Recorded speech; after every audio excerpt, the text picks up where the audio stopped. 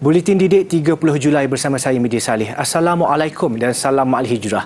Yang di-Pertuan Agong Al-Sultan Abdullah Riayatuddin Al-Mustafa Billah Shah bertitah orang ramai tidak boleh mempersendakan agama dengan menggunakan alasan kebebasan bersuara. Titah baginda, agama bukanlah perkara yang boleh dijadikan gurau senda atau bahan jenaka.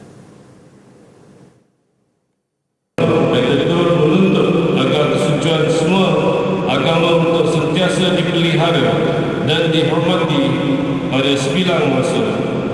Jangan sekali-kali kita memperkecilkan, menghina dan mempersendakan agama semata-mata atas nama kebebasan bersuara. Agama bukanlah merupakan satu perkara untuk bergurau senda dan dijadikan bahan jenaka.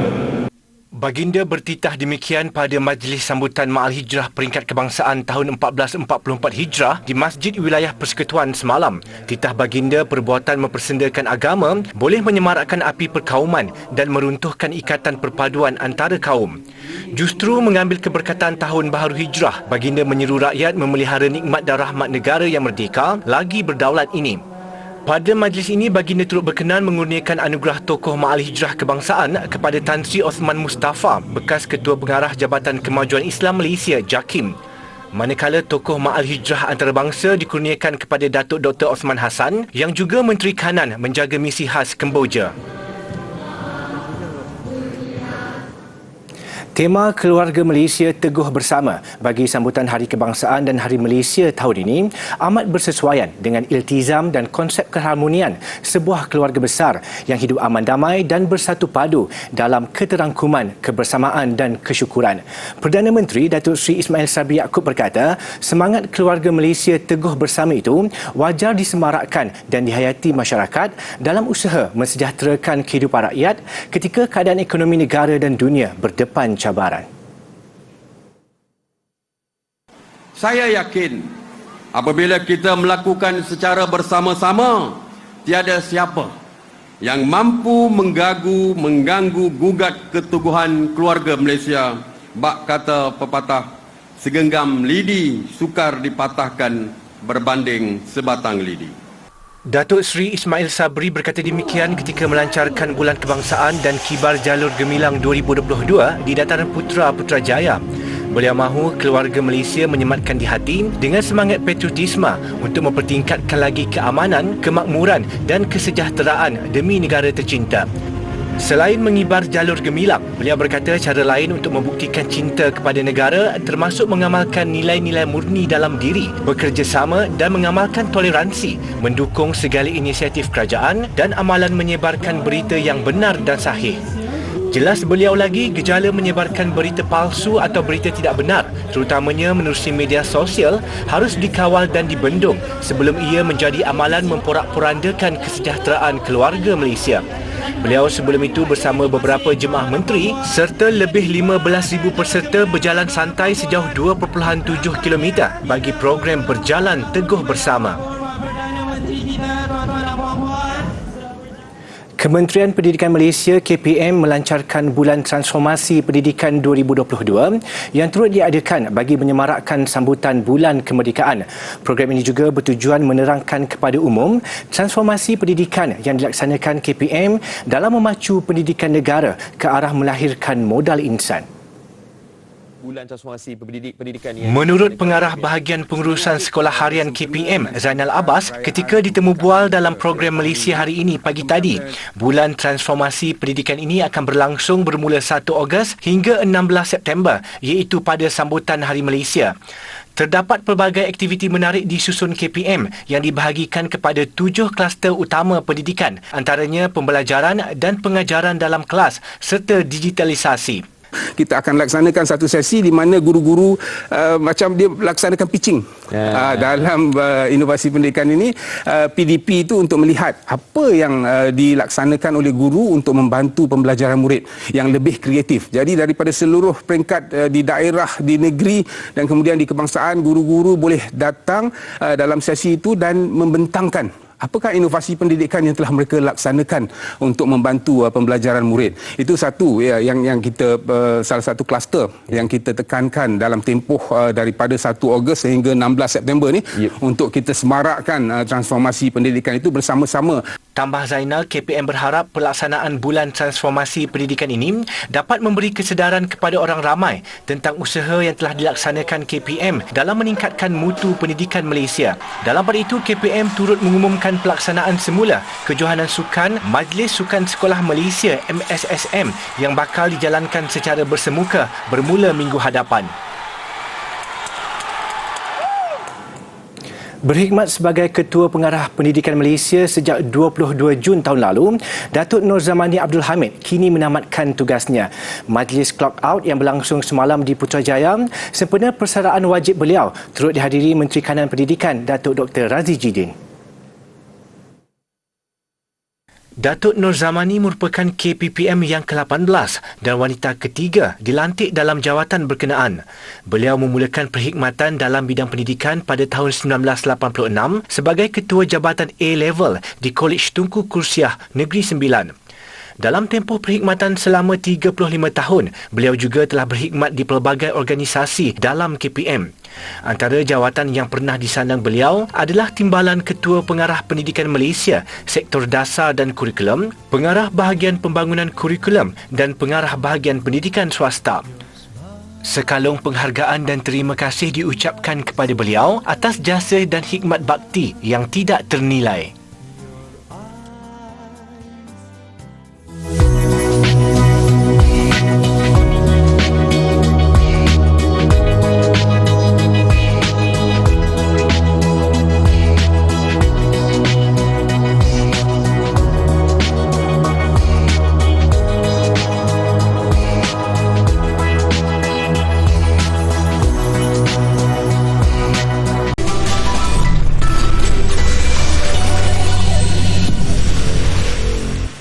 Bertemu kembali. Bagi memberi motivasi dan meningkatkan semangat calon sijil pelajaran Malaysia SPM 2022, Persatuan Ibu Bapa dan Guru PIBG Sekolah Menengah Kebangsaan Sultan Muhammad Shah Parit Perak menjanjikan ganjaran wang tunai bagi pelajar yang berjaya mencatat keputusan cemerlang dalam peperiksaan itu nanti. Menyuntik lagi semangat mereka, Kerajaan Negeri Perak turut menyumbang RM10,000 kepada PIBG sekolah. Kerajaan Negeri Perak melalui Yang Berhormat Datuk Seri Menteri Besar Perak menyampaikan sumbangan bagi kecemerlangan prestasi akademik dan juga pendidikan bagi tahun 2022. Fokusnya bagi siap siaga pelajar-pelajar ini iaitu calon-calon yang bakal menghadapi peperiksaan SPM tahun 2022 yang bakal menjelang tiba. Beliau berkata demikian kepada media pada Hari Anugerah Kecemerlangan Akademik SMK Sultan Muhammad Shah di Parit. Sementara itu, Yang di-Pertua PIBG SMK Sultan Muhammad Shah, Khairuddin Abu Hanifah berkata, sumbangan yang diperoleh daripada kerajaan negeri akan digunakan bagi merencanakan program kecemerlangan akademik, khususnya dalam fasa persediaan SPM 2022. Katanya PIBG juga mengambil inisiatif dengan memberikan tawaran-tawaran kepada calon-calon SPM. Dan ini merupakan tawaran bagi tahun yang kedua lah, di mana calon yang mendapat Seri A akan ditawarkan RM2,000 dan tadi pun Yang Berhormat Esko telah mengumumkan untuk buat tambahan RM1,000, bermakna pelajar yang mendapat Seri A akan menerima RM3,000 bagi pencapaian cukup cemerlang dalam SPM 2022 nanti. Manakala yang mendapat sijil lulus SPM akan diberi RM100. Katanya inisiatif itu merupakan pendekatan PIBG dalam membantu pihak sekolah meningkatkan grade purata sekolah, khususnya nilai purata kecemerlangan dan juga grade purata pelajar yang layak mendapat sijil. Gigi yang cantik pastinya menjadikan senyuman lebih menawan sekaligus meningkatkan keyakinan dan keterampilan diri. Dalam memastikan kebersihan dan kecantikan gigi, stigma sakit dan takut antara cabaran yang perlu dilalui mereka yang bergelar doktor gigi. Segmen Kerjaya Pilihan minggu ini mendekati profesyen doktor pergigian dan cabarannya. Bidang pergigian bukan pilihan utama ketika Dr. Nur Suryani Salim menyambung pengajian di Universiti Malaya. Namun kerana minat mendalam terhadap seni dan penelitian, dia masih setia berkecimpung dalam bidang ini sejak 18 tahun lalu. pilihan saya yang keempat sebenarnya selepas saya dah letak medical, biomedical dengan farmasi. Tapi sebenarnya memang rezeki atau Tuhan dah jadikan saya untuk jadi seorang doktor gigi, sebab itulah yang saya dapat dan itulah sebenarnya minat saya. Sebab sebenarnya dia punya, macam mana kita kata, doktor gigi ni daripada kita baca fakta, tapi tangan tu dia kena ada seni sikit untuk buat, dan yang itulah baru saya tahu ataupun realise benda tu bila dah duduk haluan siswa untuk seminggu yang pertama di Fakulti Pergigian. Hala tuju kerjanya semakin jelas dan wanita berusia 46 tahun ini berpandangan bahawa kerjaya sebagai doktor gigi ini merupakan gabungan skop kerja seorang doktor, jurutera dan artis. Memang sangat kena dengan jiwa saya, suka benda kecil-kecil, suka benda cantik, dia kembalikan balik keadaan asal dia. Maksudnya kalau gigi rosak kan kita nak kena tutup, tapi kita bukanlah tutup lepeh-lepeh, kita akan bentukkan semula. Kalau dia ada tinggi gigi, bentukkan. Kalau dia ada tengah-tengah cantik pun kita buatkan. Macam tu. So benda tu sebenarnya adalah seni lah, art. Pernah berkhidmat di dalam Angkatan Tentera Malaysia ATM sebagai pegawai pergigian selama 10 tahun. Kini beliau mengusahakan kliniknya sendiri dibantu oleh seorang pekerja. Sepanjang kerjanya, Dr. Nur Suryani mengakui berdepan dengan pelbagai pengalaman dan cabaran, khususnya ketika mengendalikan rawatan untuk kanak-kanak. Tahap kesakitan dan tahap ketakutan orang tu sangat berbeza-beza. Cuma macam mana kita mengawal benda tu.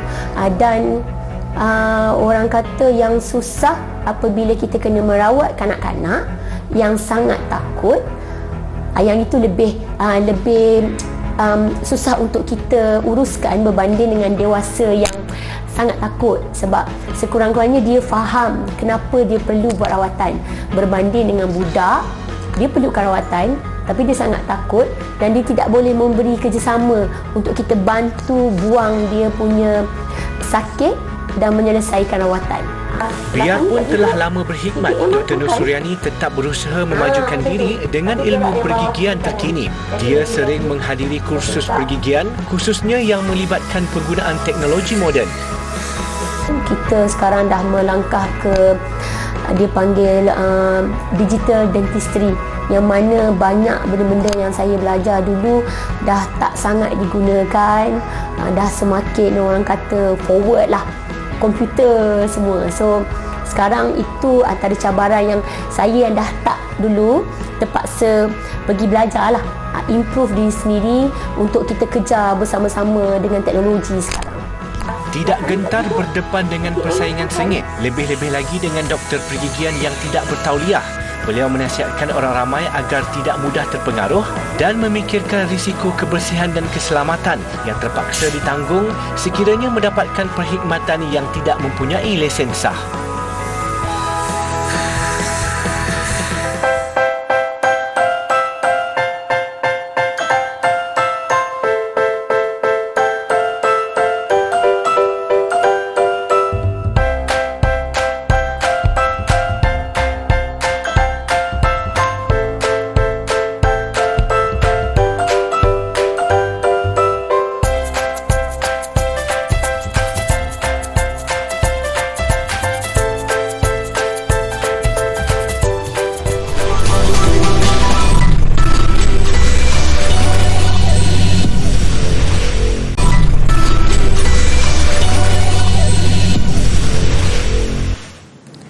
Pertandingan ikan laga hiasan kembali mendapat tempat dalam kalangan masyarakat termasuk di kawasan bandar.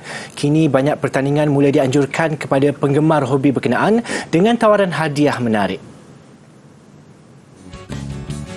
Di Tawau, Sabah, sebanyak 1,880 ekor ikan laga hiasan dipertandingkan melibatkan penyertaan dari seluruh negara. Ikan-ikan yang dipertandingkan kebanyakan diternak oleh penggemar hobi ini sejak kecil bagi menghasilkan corak ikan yang cantik. Ikan ni pun tidaklah sebegitu rumit lah kita nak menghasilkan ikan ni. Pada breeder-breeder yang ada di sini pun okey. Boleh mengeluarkan ikan-ikan yang terbaik dengan adanya pertandingan-pertandingan yang seperti ini, kita semua breeder-breeder di Malaysia ni boleh mencipta ataupun mengeluarkan ikan-ikan terbaik lagi untuk tim-tim dia sendiri, nama dia sendiri, untuk diketengahkan lagi. Penyertaan sangat banyak. Ada yang sebelum-sebelum ni hampir 8,000 ekor satu competition. Tu lah, alhamdulillah kira sekarang ni banyak sangat orang support industri beta ni. Alhamdulillah, kita pun sangat-sangat bangga. Kalau boleh tu ke depan lagi, kita mahu lagi berjaya, insyaAllah. Banyakkan lagi competition dekat setiap Malaysia, setiap tempat mereka. Mereka minta yang tu ya. Kalau boleh tu lebih majulah, kalau lebih banyak competition, lebih banyak orang baru-baru. Sementara itu, harga ikan yang cantik hasil ternakan yang baik boleh mendatangkan hasil lumayan, mencecah harga sehingga RM7,000 seekor. Seorang artis di Tunisia memberi nafas baru kepada kasut sukan lama dan lusuh. Sherif Zarui, 27 tahun, yang berminat dengan seni rekaan, membuka perniagaan barangan terpakai itu bersama beberapa rakan di bengkel miliknya. Idea inovatif dan mesra alam sekitar ini tercetus sejak 2 tahun lalu ketika dia menyedari lebih 3 juta kasut dibuang setiap tahun di Tunisia. En France, il y avait 100 millions de paires de chaussures jetées chaque année. Donc ça, c'est un chiffre énorme pour nous et pour l'écosystème et pour la terre.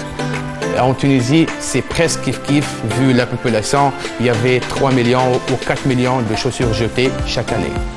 Donc nous, on a pensé à donner une valeur ajoutée à ces chaussures-là, donc les rénover. Selain membaiki dan mencuci kasut dan beg tangan, dia menawarkan hikmat memulih kasut dan beg lama dan menjadikan ia lebih menarik mengikut citarasa pelanggan. Zarui menggunakan fabrik render dan kulit yang diambil dari kilang-kilang untuk memberi nafas baru kepada barangan lama ini. Setakat ini, semua pelanggannya sangat berpuas hati dan tidak menyangka barang lama milik mereka yang hampir dibuang boleh kembali kelihatan seperti baharu. Adik-adik, di sebelah saya ini merupakan ukiran batu terakota atau dinamakan sebagai arca Buddha duduk. Adik-adik nak tahu tak kenapa dinamakan sebagai arca Buddha duduk? Adik-adik boleh tengok, kalau tengok ukiran batu terakota ini, dia ada gambaran atau ukiran berupa seorang Buddha yang sedang duduk atau bersila. Jadi sebab itu dinamakan sebagai arca Buddha duduk. Arca ini telah dijumpai di tapak 21/22 di Lembah Bujang, Kedah. Dan artifak ini juga merupakan salah satu daripada objek warisan kebangsaan pada tahun 2009. Arca ini mempunyai langgam yang mirip dengan arca-arca Buddha zaman Chola dari India Selatan pada abad ke-10 atau awal abad ke-11. Dan juga arca ini dianggarkan berusia antara 1000 hingga 1100 tahun. Dan jumpaan ini juga menggambarkan atau menunjukkan bahawa terdapatnya pengaruh Buddha di kerajaan Kedah Tua pada suatu ketika dahulu.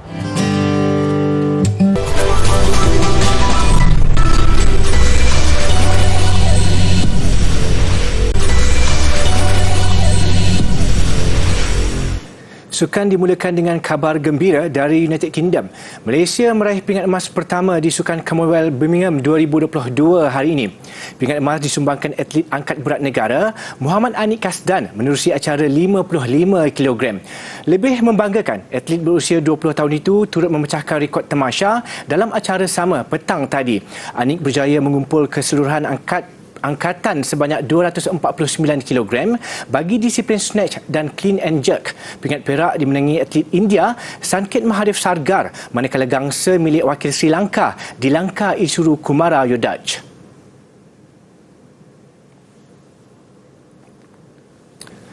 Mampu mara ke final acara renang 400 meter gaya bebas sudah pasti satu kebanggaan buat perenang kebangsaan Q Hoyen.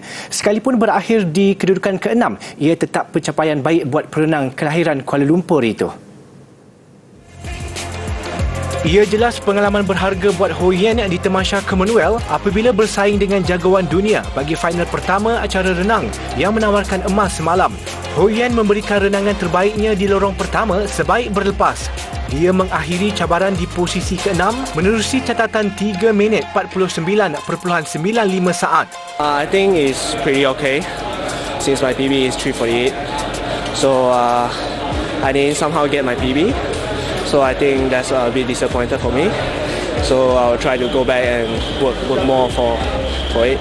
Yeah. Tumpuan Hoyen kini terarah kepada acara kegemarannya 200 meter gaya bebas yang dijadual berlangsung hari ini.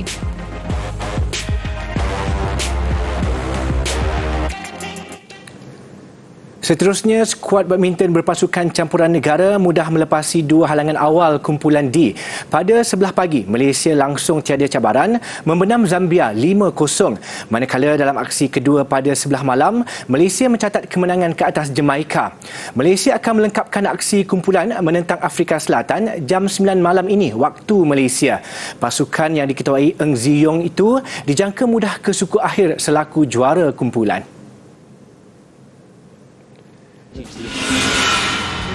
Ini pula semangat dan keprihatinan yang wajar dijadikan contoh. Tindakan jurulatih badminton negara, Hendrawan yang kini tular, mendapat pujian ramai. Ketika pemain Jemaika, Samuel O'Brien Ricketts menentang Ziyong, tapak kasut yang dipakainya terkoyak. Ricketts kemudiannya memakai kasut sukan biasa yang bukan sahaja tidak sama saiz, tetapi juga tidak sesuai dengan permukaan gelanggang. Melihat keadaan itu, Ziyong dan Hendrawan cuba membantu. Hendrawan memberikan kasutnya kepada Ricketts selepas mengetahui saiz mereka sama. Kasut itu juga sama jenis dengan kasut Ricketts yang rosak, menyebabkan pemain itu kelihatan amat lega untuk menyambung permainan. Hendrawan juga tidak meninggalkan anak didiknya di gelanggang, sebaliknya selesa hanya berstokin di kerusi jurulatih. Sifat terpuji dan semangat kesukanan tinggi ditunjukkan Hendrawan disifatkan lebih besar daripada memenangi mana-mana pingat tamasya sekalipun.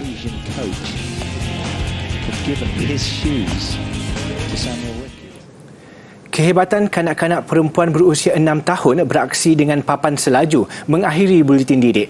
Zarah Mandambi dari Sharjah UAE meluncur sejak 2 tahun lalu dan aktif bertanding. Saya Midi Saleh, salam hormat dan Assalamualaikum. InsyaAllah kita jumpa lagi.